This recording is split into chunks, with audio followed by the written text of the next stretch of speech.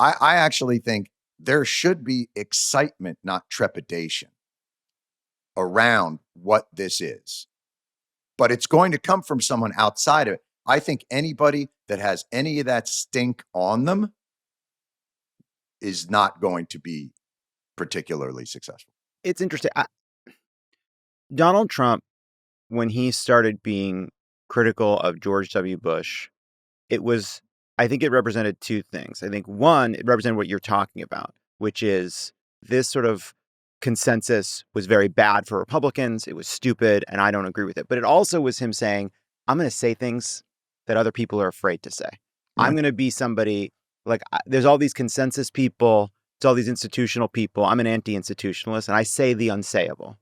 And I think on the Democratic side, we got a lot of front of the classroom, raise their hand, please the teacher types. We got a lot of, we got a lot of teachers' pets. The Democratic Party is teachers' pets. A lot of front of the classroom kids. A lot of hall monitors too. And like the front of the classroom kids, they are the people you want running the student council, right? You do. Are they though? They take it.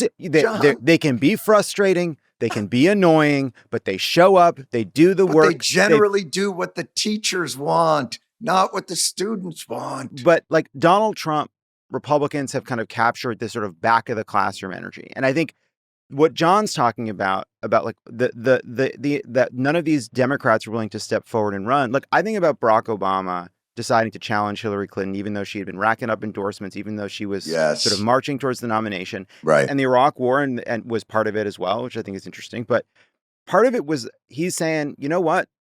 I'm looking at the world and I think there's space that not only do I think I have an argument to make, I think this argument's going to resonate with people. And even though there are people telling me it's stupid, even though it's a long shot, there's something inside of me that's telling me this is my time. And the fact that there was no Democrat willing to do that, other than Dean Phillips, who did it late, in part because none of the more larger figures were willing to do it. The fact that none of them had that thing, that fire that said, I can be president and I can do it right now, is an indictment. And it points to a kind of lack of assuredness in their own worldview. It points to this kind of, consensus establishment mentality. And I don't know that none of them can be the person to defy that, but it speaks to the fact that so far they haven't been able to, because it's not just that we need to overcome, I think, the stink.